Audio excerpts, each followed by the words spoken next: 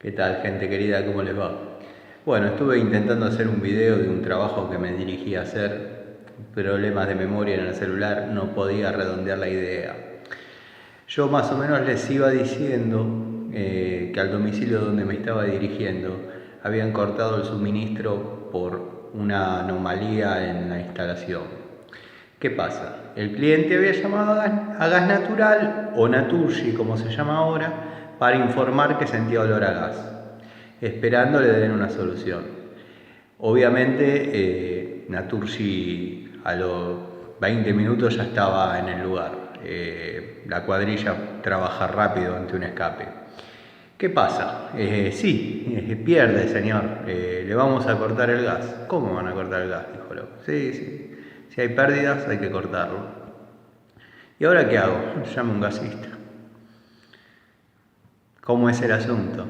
Es lo que les intentaba decir y bueno, alguna que otra vez se los digo a todos. Mis clientes particulares ya me conocen y saben mi manera de trabajar, pero les aconsejo en líneas generales, si sienten olor a gas, ya sea en instalación interna o en la vereda, llamen a su gasista de confianza.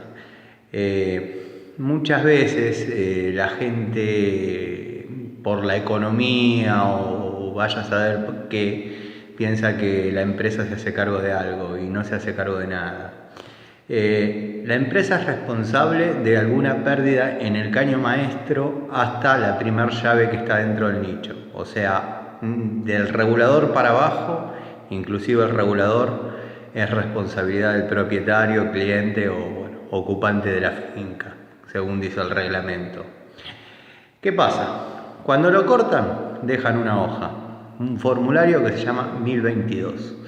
Ese 1022 está firmado por el propietario, obviamente, por el cuadrillero que cortó, y ahí dice las anomalías que él vio. Bueno, a la vez tiene que estar a reglamento la instalación. No se puede presentar una instalación que no sea en cañería epoxi o cigas.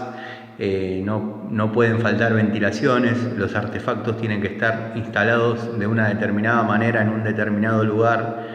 Y ahí donde hay que estar matriculado y saber mucho de reglamento y a la vez de cómo dimensionar una instalación de gas y el porqué de cada cosa. Bueno, sería muy largo entrar en esos temas. Lo que yo quiero transmitirles mediante este video es que si tienen un gasista de confianza que hace 20 años trabaja para ustedes y no es matriculado, yo conozco gasistas que tienen muchísimo oficio, simplemente les falta eso, el estudio.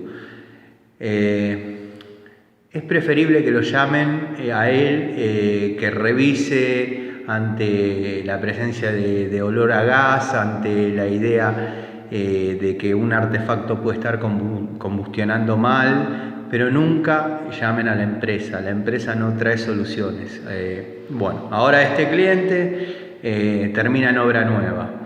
¿Por qué? Porque ya tiene una cañería que tiene casi 40 años, no dio la prueba de hermeticidad, tiene toma de gas en el baño. Hay muchos detalles que ya no se pueden corregir.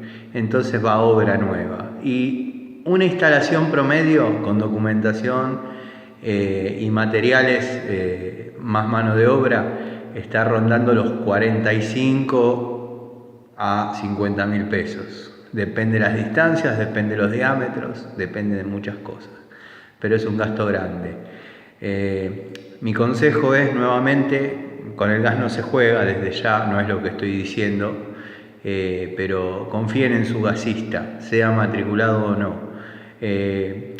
Obviamente el ser matriculado es una garantía para el cliente de que certifica que uno sabe con lo que está trabajando, que es un combustible en estado gaseoso, que con determinado índice de acumulación tiene explosividad, o sea que es muy peligroso.